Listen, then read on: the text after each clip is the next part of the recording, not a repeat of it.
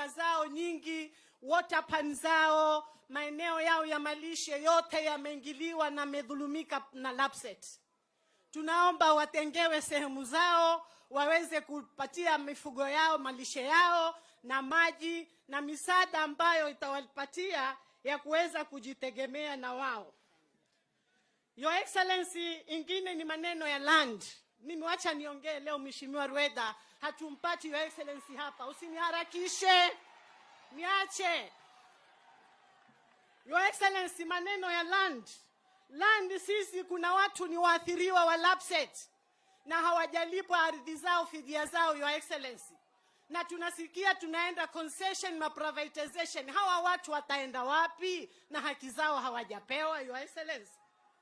Your Excellency, fidia, na tumesikia serikali iko na mpango inataka kununua ranches kusettle wale wavamizi. Tunawaambia hiyo pesa walipe kwanza watu wa lapset fidia yao. Waache maneno ya ranches, kila mmoja anakwao. Wale wamekuja kuvamia mashamba ya watu warudi kule walitoka.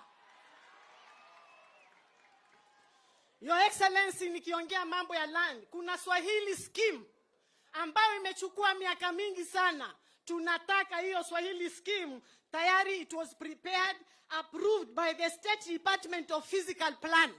Hii sasa imebaki ni kufanywa tu remaining allocation pamoja na titling. Tunataka Your Excellency, hiyo Swahili scheme tupimiwe sisi wenyewe wa Swahili na tupewe.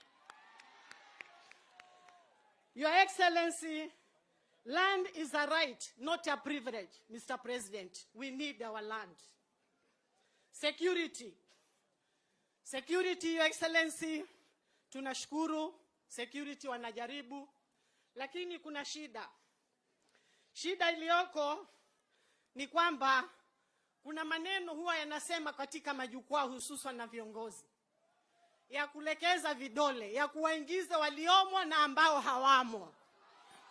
Kwa hivyo tunasema Your Excellency, security wajibike. Tunaambiwa kuna soko ya mambo ya mihadarati hapa. Security wanafanya nini? Security wanafanya nini kama hawaoni hilo soko na wakali